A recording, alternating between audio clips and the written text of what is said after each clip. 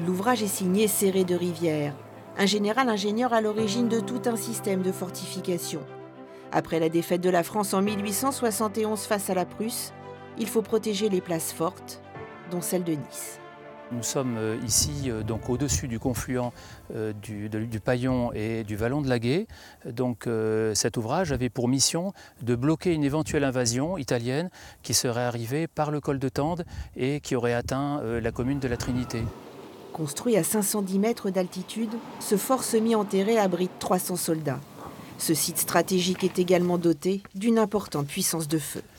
Ici, nous sommes devant l'une des plateformes d'artillerie sur lesquelles on avait installé des canons donc de différents calibres. Révolue l'époque des bastions Vauban, le fort de la Drette est conçu, lui, selon un plan polygonal.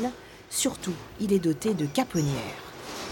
À partir de cet endroit, on peut tirer avec un canon revolver. Alors ici, c'était des canons de type Hotchkiss, 40 mm, pour arroser les fossés. Et on voit que, en ouvrant le volet ici, on va avoir accès au flanc de l'ouvrage. Le fort est même équipé d'un pont-levis, pouvant le rendre totalement inaccessible. Mais l'ouvrage a beau être très armé et présenter des qualités défensives indéniables, il n'aura servi à rien.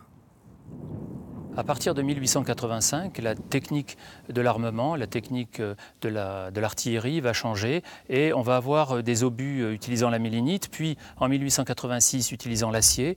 Et donc ces forts, type Céré de Rivière, vont devenir vulnérables et seront très rapidement obsolètes.